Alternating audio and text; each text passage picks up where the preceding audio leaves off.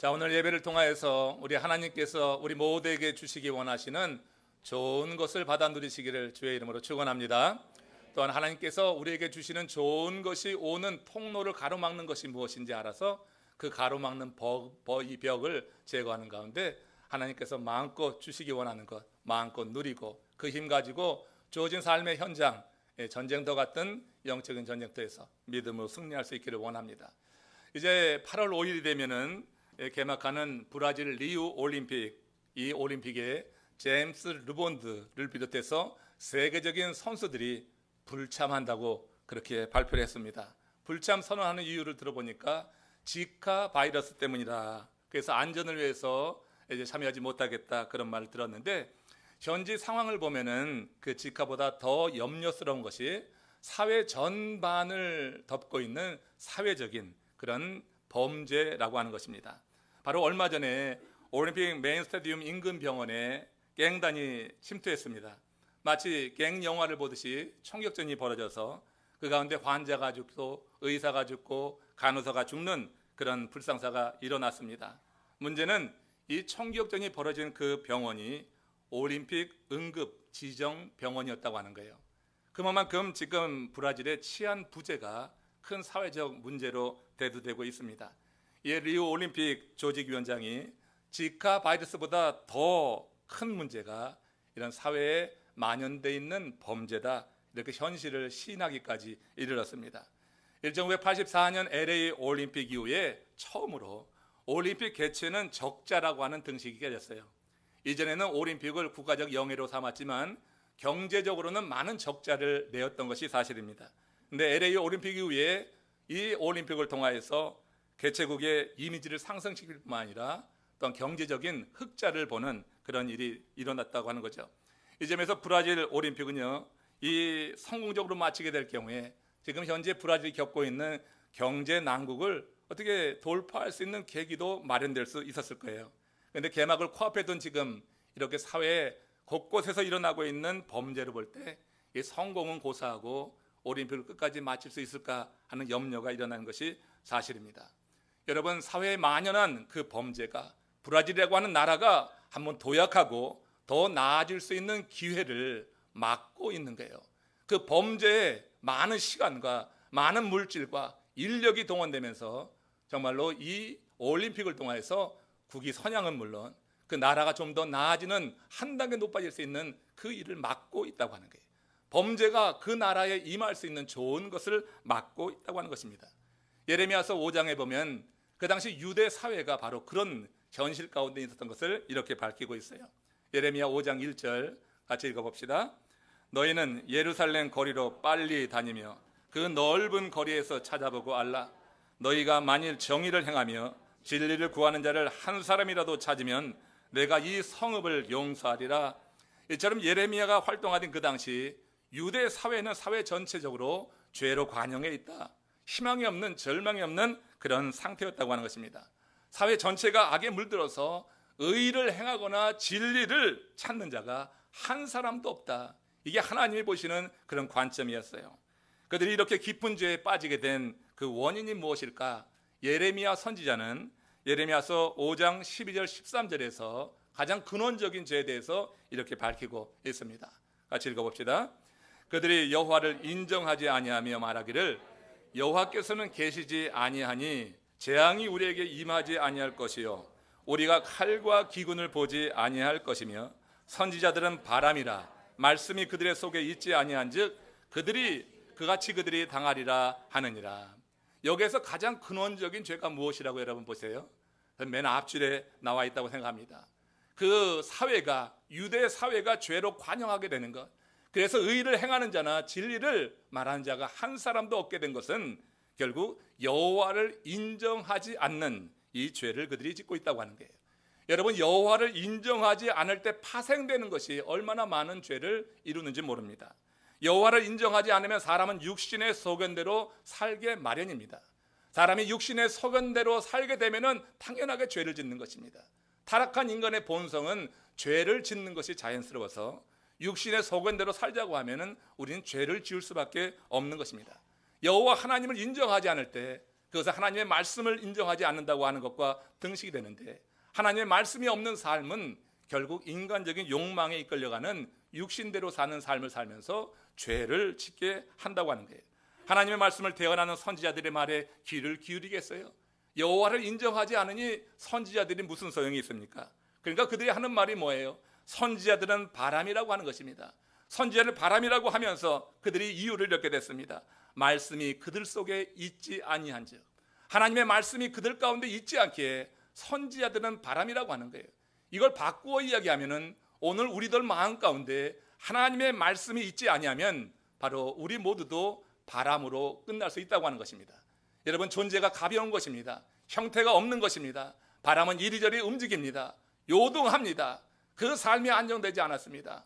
선지자는 바람이라 하나님의 말씀이 그 속에 없으면 누구라도 다 바람인 거예요. 잘 믿는다고 말만 하면 뭐합니까? 하나님의 말씀이 없으면 그 존재는 바람과 같은 거예요. 존재가 그렇게 가벼울 수가 없습니다. 존재가 가벼운 것, 정말 깃털처럼 가벼운 그런 존재에게 가서 무슨 말을 듣겠어요? 그러니까 듣지 않는 것입니다. 여러분, 하나님의 말씀이 우리들 마음을, 기초를 다지기를 주의 이름으로 축원합니다. 내 마음이 하나님의 말씀에 가득 차서 그 말씀이 내 삶의 중심을 잡아주기를 원합니다. 이리저리 흔들리는 인생들 너무나 많이 있어요.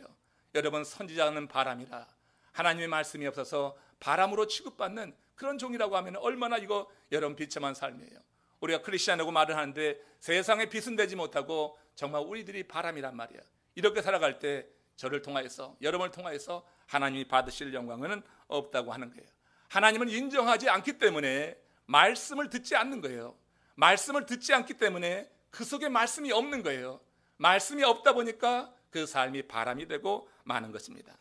여러분, 이에 대해서 예레미야서 5장 25절에서 예레미야가 이런 경고를 했던 것입니다. 같이 읽어봅니다. 너희의 허물이 이러한 일들을 물리쳤고 너희 죄가 너희로부터 좋은 것을 막았느니라. 하나님으로부터 좋은 것이 오는데 바로 너희 죄가 그 좋은 것을 막고 있다고 하는 거예요.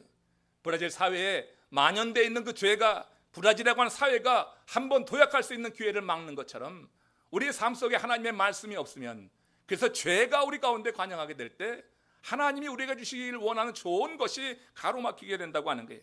예레미야는 이런 죄악들이 하나님께서 그들을 축복하고 싶어도 복을 줄 수 없는 이유라고 밝히고 있는 거예요. 여러분, 한여름날 오후에 어쩌다가 파리 한 마리가 집으로 들어올 때가 있어요.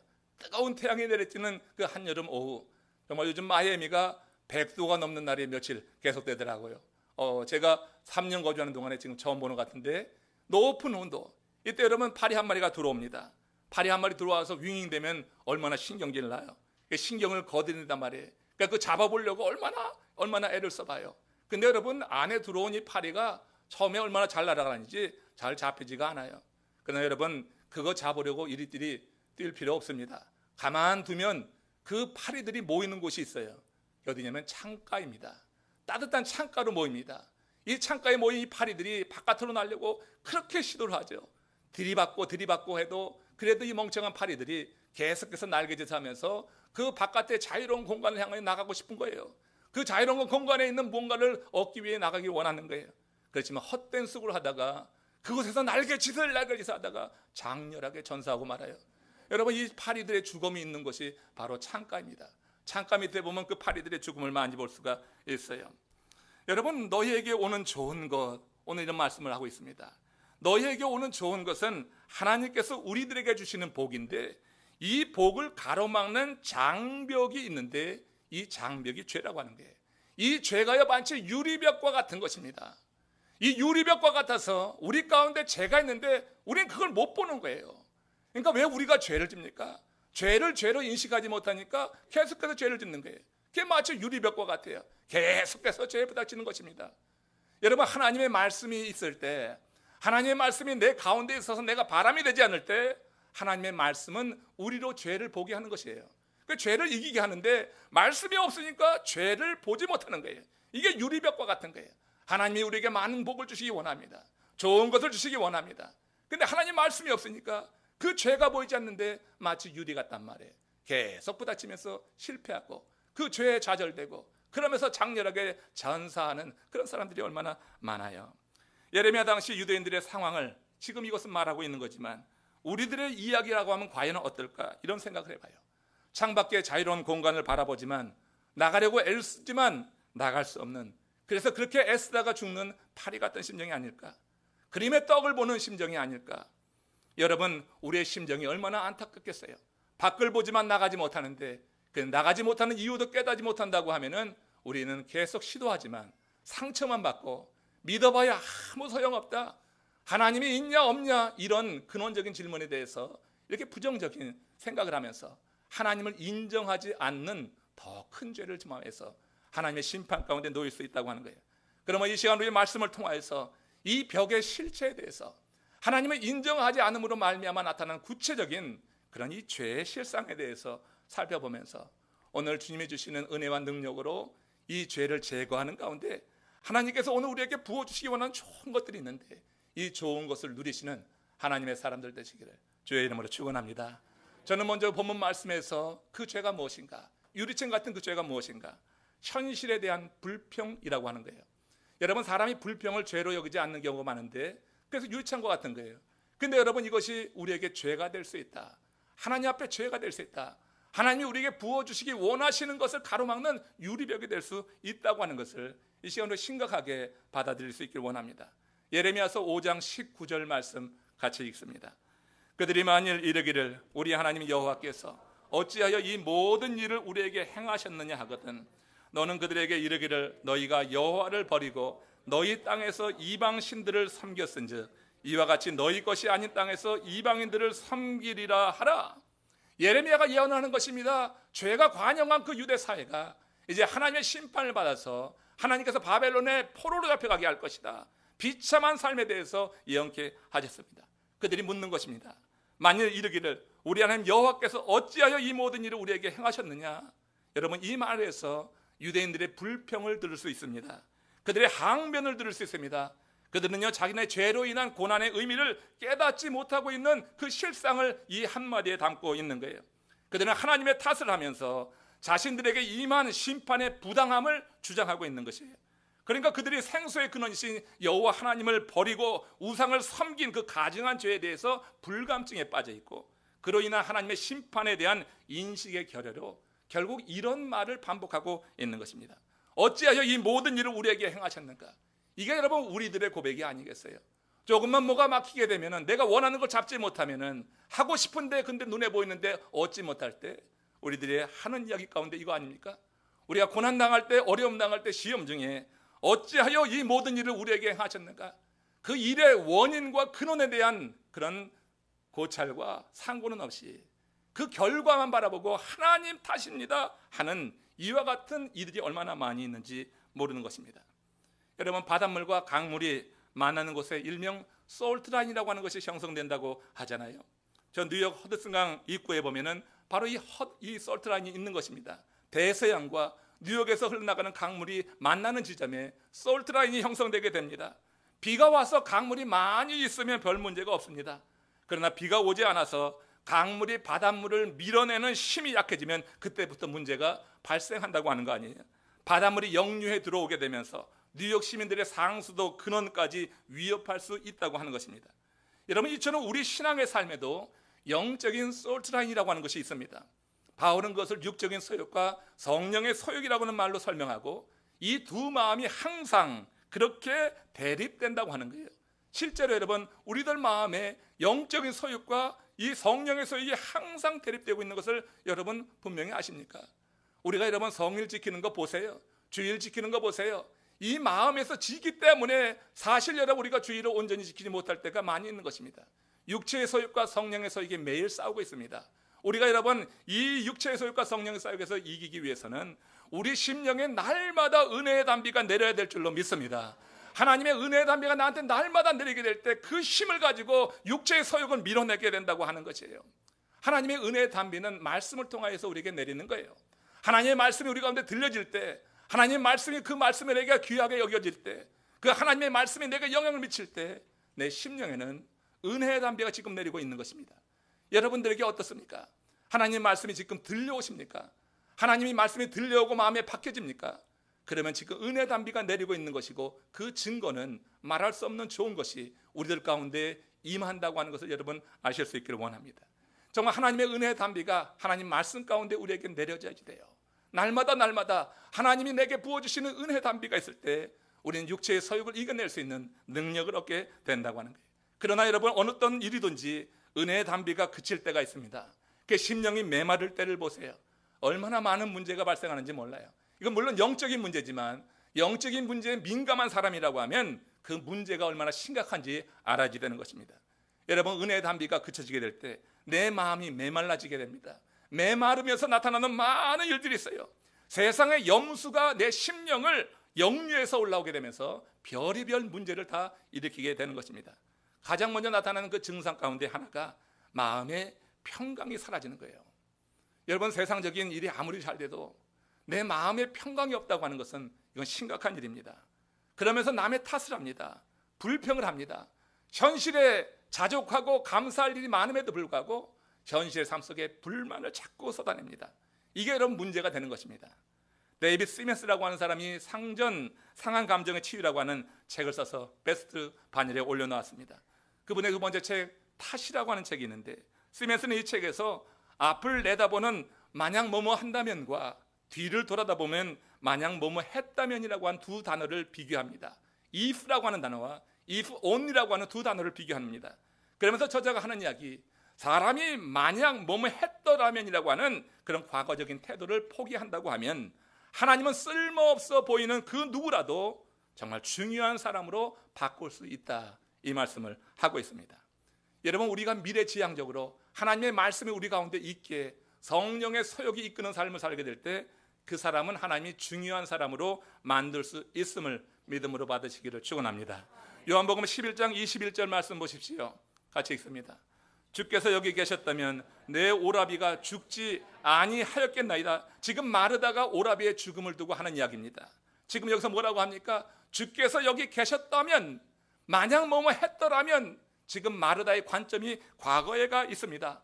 이 말을 하면서 애둘러서 예수님까지 탓하고 있는 거예요. 예수님께 불평하고 있는 거예요. 그 자리에 오신 예수님을 탓하고 불평합니다.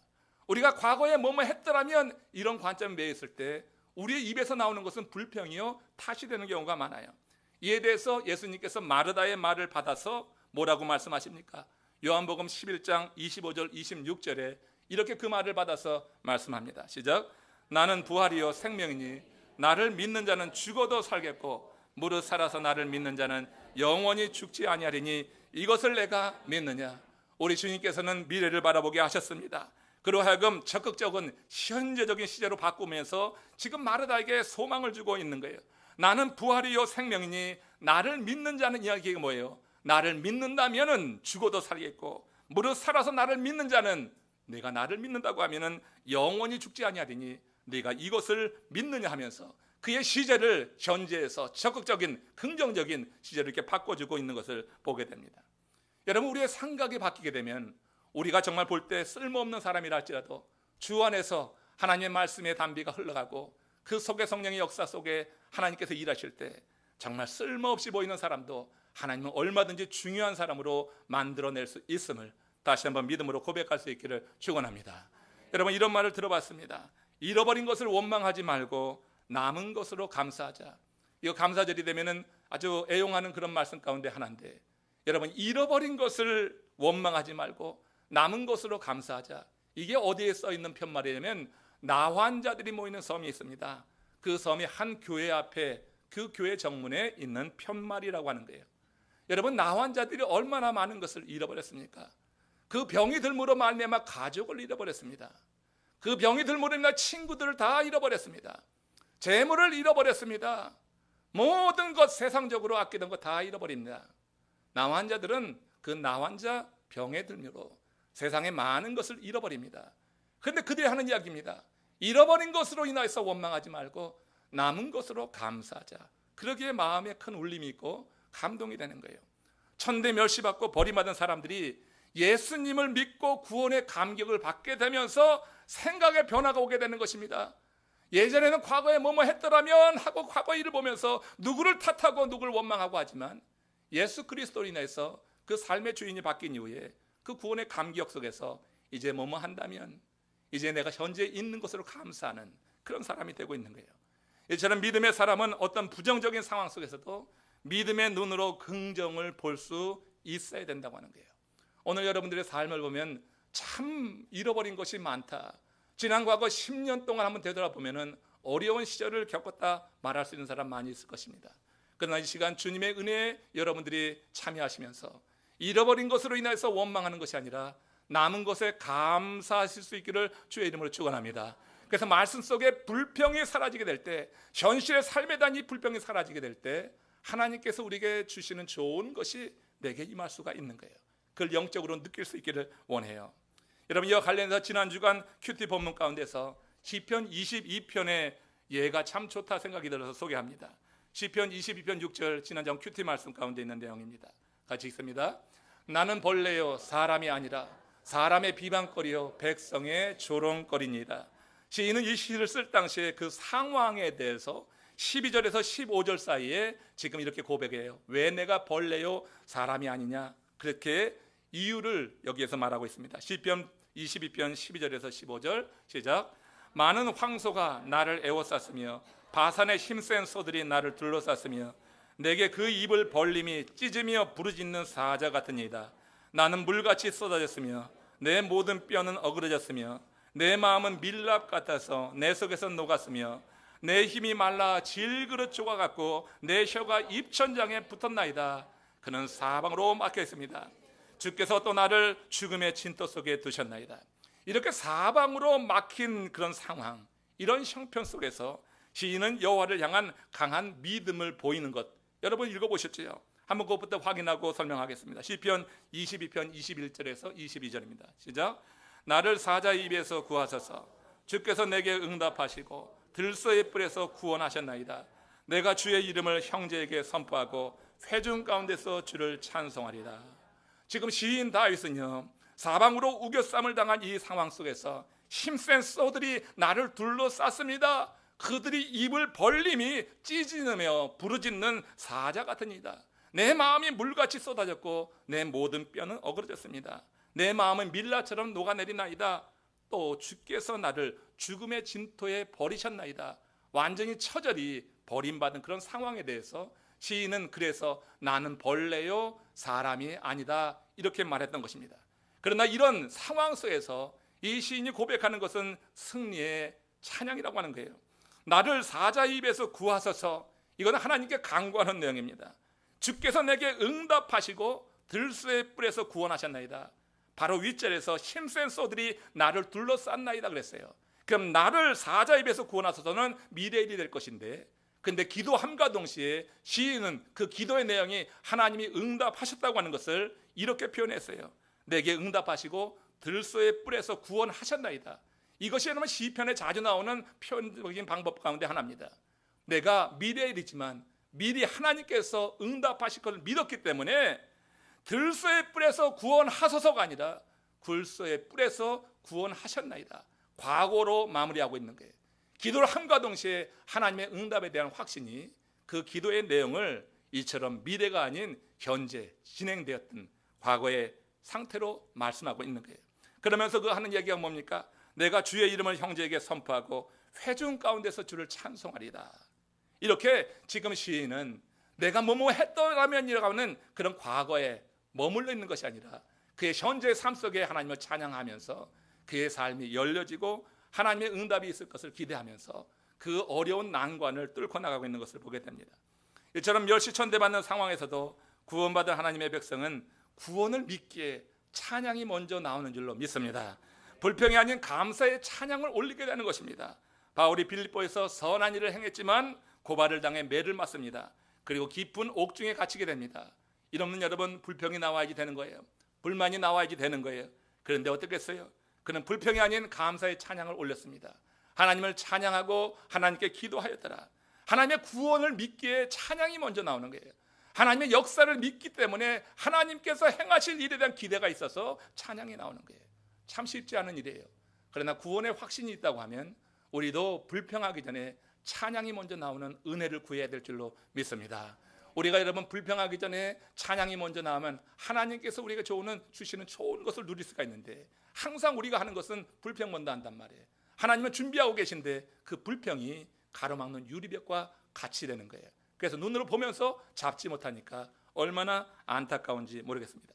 이렇게 마음의 죄, 불평을 그치게 될 때 하나님께서 우리들에게 주시기 원하시는 그 좋은 것을 우리는 오늘도 누릴 수가 있는 거예요. 왜 나는 그런 걸 누리지 못하는가? 마음속 상태를 살펴보시면서 가장 근원적인 문제인 이런 현실에 대한 불평이 얼마나 짙게 들여져 있는가 한번 상고하는 가운데 그것을 제거하여서 오늘 여러분들에게 주시기 원하시는 좋은 것 마음껏 누리시기를 주의 이름으로 축원합니다. 두 번째 나누고자 하는 것은 불순종입니다. 사람이 불평이 일게 되면, 하나님을 인정하지 않고 불평이 일게 되면 당연히 따르는 게 어떤 말에도 불순종하게 되어 있는 거예요. 예레미야서 5장 22절 말씀입니다. 같이 읽습니다. 내가 모래를 두어 바다의 한계를 삼되 그것으로 영원한 한계를 삼고 지나치지 못하게 하였으므로 파도가 거세나 이나 그것을 이기지 못하며 뛰노나 그것을 넘지 못하느니라. 이 구절은 천지 만물을 창조하시고 다스리시는 하나님의 권능을 노래하는 거예요. 하나님께서 얼마나 큰 권능을 가진 존재인가. 예레미야는 하나님이 하시고자 하면 바람에도 쉽게 날아가 버리고 응징력은 전혀 없는 이 모래를 통하여서도 하나님 바다의 경계를 삼으시고 파도가 그 경계를 넘지 못하게 할 수 있는 권능을 베푸시는 분이라고 하는 것을 지금 강조하는 거예요. 그러므로 그 하나님의 권능 안에 있으라고 하는 거예요. 하나님의 그 권능 안에 있으면은 내 존재가 이 모래와 같다 할지라도 세상의 파도가 나를 덮치지 못하고 세상의 파도가 나를 넘지 못할 것이다. 하나님의 권능 안에 있기만 하면 미약한 존재, 바람에 날리는 존재 같은 나를 통하여서 하나님은 얼마든지 하나님이 이루시는 일을 이루어내시고 우리는 사명 있는 삶을 살 수 있다 하는 것을 말씀하고 있는 거예요. 예레미야가 말하려고 하는 것은 그런 하나님의 말씀에 순종해야 된다고 하는 거예요. 하나님의 권능 안에 거한다고 하는 것은 결국 하나님의 말씀 안에 거한다고 하는 거예요. 하나님의 말씀 안에 우리가 거하여 살아갈 때 우리는 그 말씀이 주는 힘으로 인해서 세상의 높은 파도가 연이어서 넘어오지만 내 삶을 압도하지는 않는 거예요. 내 삶을 삼킬 수는 없는 거예요. 하나님의 말씀이 그것을 밀어내는 능력을 우리에게 주는 줄로 믿습니다. 하나님의 말씀이 결코 내 삶을 그런 세상의 파도에 침몰되지 않도록 나를 지키신다고 하는 것을 지금 이 시인은 말하고 있는 것입니다. 시편 16편 5절 6절에서도 같은 맥락에서 이런 말씀이 있어요. 같이 읽어봅시다. 여호와는 나의 산업과 나의 잔의 소득이시니 나의 분깃을 지키시는 자니이다. 내게 줄로 재어진 구역은 아름다운 곳에 있으며 나의 기업이 실로 아름답도다. 모든 만물을 하나님이 정하신 경계 안에 움직여 살아갈 때 가장 아름답고 가장 안전함을 믿습니다. 우리는 여러분 아무데나 살아서는 안 돼요. 하나님이 정해주신 경계 안에서 살아가는 것입니다. 사방에 경계가 있는 것입니다. 이스라엘 백성들이 가나안 땅에 들어갔을 때 12지파에게 다 경계를 지어줬습니다. 그 경계 안에 살아갈 때 그 12지파는 조화를 이룰 수가 있었고 그 조화를 이루면서 가나안 땅에서 적과 꿀이 흐르는 땅의 그 맛을 향유할 수 있었던 거예요. 우린 여러분 산다고 아무데나 살아서는 안 됩니다. 믿음의 사람들에게는 경계가 있는 것입니다. 삶의 경계가 있는 것입니다. 하나님의 줄로 재어준 그 경계, 그 구역은 아름다운 곳에 있습니다. 하나님의 말씀 안에 이 아름다운 경계가 있는 줄로 믿음으로 고백하시기를 바랍니다. 그 안에 살아갈 때 여호와는 나의 산업과 나의 잔의 소득이시니 나의 분깃을 지키시느니라. 이런 고백이 우리에게도 가능한 거예요. 하나님이 정하신 그 구역 안에서 하나님의 권능 안에 있게 될 때 하나님의 권능이 워낙 탁월하기 때문에 나의 존재는 모래와 같지만 그 아름다운 구역 안에 있는 내 삶을 하나님은 지키셔서 세상의 파도가 넘보지 못하게 하시고 또 우리에게 사명 있는 삶을 살게 하면서 삶의 보람을 느끼게 한다 하는 거예요.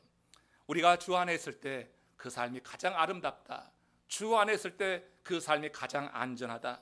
이것을 여러분 우리가 믿음으로 늘 고백할 수 있으면 얼마나 아름다운 삶이 될 수 있을까.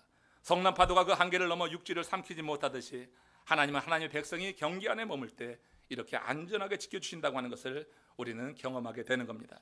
그런데 하나님의 형상으로 창조된 최초의 인간이 그 자유의지를 악하게 사용하면서 그 경계를 넘었습니다. 하나님께서 먹지 말라고 하는 선악과 그게 경계였는데 이걸 따먹음으로 말미암아서 하나님이 정하신 그 경계를 뚫고 나갔어요. 그게 하나님처럼 되었습니까? 눈이 밝아져서 하나님처럼 되었습니까? 자기의 부족한 것과 자기의 죄만 보게 되었어요. 인간이 심판을 받고 재앙을 피할 수 없었던 것은 그 자신이 갖고 있는 이 자유의지를 가지고 한계를 넘어간 것입니다. 그 경계를 넘어간 것입니다. 아름다운 것을 넘어서 흉악한 세상의 염수가 그 가운데 타고 올라올 때 그의 인생은 비참한 인생이 되고 말았다고 하는 거예요. 하나님 우리 인간에게 팍팍한 경계를 정하시지 않았습니다. 하나님은 아담과 하와에게 선악과를 제외한 동산의 모든 실과는 다 먹어도 좋다고 했습니다. 하나님이 우리에게 허용할 수 있는 최대한을 허용하신 것입니다. 그러나 인간은 하나님이 정하신 그 경계에 만족하지 않았고 마음속의 탐욕과 욕망이 결국은 경계를 뚫고 나가서 선악과에 손을 대게 된 거예요. 그 순간 하나님과의 관계가 깨지고 그 동산에 쫓겨나면서 그 삶이 비참함, 원죄로 인한 그 고통이 우리들까지 밀려오게 되었다고 하는 거예요. 이처럼 예레미야 선지자 당시에 이스라엘 백성들은 하나님이 줄로 재어진 그 구역을 무시했습니다. 그리고 그 경계를 넘어섰습니다. 그리고 세상을 향하고 있었습니다. 확인해 봅시다. 예레미야 5장 23절 25절입니다. 시작. 그러나 너희 백성은 배반하며 반역하는 마음이 있어서 이미 배반하고 갔으며 또 너희 마음으로 우리에게 이른 비와 늦은 비를 때를 따라 주시며 우리를 위하여 추수 기한을 정하시는 우리 하나님 여호와를 경외하자 말하지도 아니하니 너희 허물이 이러한 일들을 물리쳤고 좋은 것을 막았느니라. 여러분 보세요. 그 사회가 그 경계를 지금 뚫고 나갔지요. 너희 백성은 배반하며 반역하는 마음이 있어서 이미 배반하고 갔으며 하나님의 말씀을 듣지 않는 거예요. 그 말씀의 경계 안에 있으려고 하지 않았어요. 자신의 육신의 소욕대로 그 가나안 땅의 여러 우상들을 섬기면서 그 여인들을 택해가지고 아내로 삼고 자식을 낳고 세상적으로는 기뻤는지 모르지만 하나님 볼 때는 전혀 아닌 죄악이 관영한 사회로 만들어가게 되었다고 하는 거예요. 이는 유다의 허물과 죄로 인해서 하나님의 축복의 상징이었던 이른 비와 늦은 비가 그 유다에 그치고 한발과 기근이 오게 될 것을 예언하는 그런 말씀입니다. 바꾸어 말하면 말씀에 대한 불순종의 죄가 유다 백성에게 임할 좋은 것을 가로막았다고 하는 거예요. 하나님의 말씀을 듣기만 하면 됩니다. 들은 말씀을 순종할 수 있는 은혜를 구하시기를 바랍니다. 그 말씀에 대한 순종이 하나님께서 내게 주시기 원하는 좋은 것을 지금 누릴 수가 있는 건데 그 말씀에 대한 불순종과 거부가 결국 하나님이 내가 주시기 좋은 것을 저기 오고 있는데 바로 그것이 벽이 되어서 내가 누리지 못한다고 하는 거예요. 말씀이 없으면은 그 죄를 보지 못하기에 이 죄가 유리벽과 같은 거예요. 내 삶에 분명히 있는데 그걸 못 보는 거예요. 그러니까 못 보니까 죄를 반복하는 거예요. 그런데 계속해서 그건 나의 장벽이 되는 거예요. 그러니까 영적인 복은 못 누리는 거예요. 세상의 쾌락을 누리지 영적인 복은 누릴 수가 없는 거예요. 하나님을 인정할 때 하나님 앞에 마땅한 예배를 올릴 때 우리는 죄를 인식하게 되고 죄를 이길 수 있는 힘을 갖게 되고 고난을 이길 수 있는 힘을 갖게 되고 하나님 기뻐하시는 일을 행하면서 하나님이 우리에게 부어주시는 좋은 것들을 누리는 은혜가 우리의 삶 가운데 오늘날에도 있게 될 줄로 믿습니다. 끝으로 그런 삶을 살았던 한 사람의 이야기, 올림픽이 가까우니까 올림픽에 참여했던 한 선수의 일화를 통해서 마무리해보자 합니다. 최근 고국에서 개봉한 영화 가운데 불의 전차라고 하는 영화가 있답니다. Chariot of Fire. 영화에 많은 기독교인들이 지금 이 관심을 갖고 그 기독교인들이 보고 있다고 하는 거예요. 흥미로운 사실은 이 영화가 나온 지 35년이 되었답니다. 근데 우리나라에 처음 개봉된다고 하는 거예요. 불의 전차. 이거는 1924년 파리 올림픽 제8회 파리 올림픽 그때 영국 육상 국가대표로 출연한 에릭 리델이라고 하는 사람의 실화를 다룬 그런 작품입니다. 중국 천진에서 선교사의 자녀로 출생한 에릭입니다. 그는 먼 거리를 그때부터 달리던 습관이 있습니다. 워낙 먼 거리를 달리던 습관이 어린 시절부터 배워서 육상에 탁월한 재능을 보였던 것입니다. 그가 올림픽에 선발되었습니다. 특별히 100m에 탁월한 재능을 보였던 그는 100m 선수로 등록을 하게 됐고, 그런데 이 독실한 크리스찬으로 확실한 금메달이 보장되었던 이 에릭이 그가 경기를 치르는 날이 주일날로 잡혔다고 하는 것을 알면서 그 경기를 포기합니다. 확실한 금메달 유망주였습니다. 당연히 영국 국민이 분노합니다. 조국을 배반한 자요, 옹졸한 신앙이다. 많은 사람들이 폭언에 비난을 쏟아붓습니다.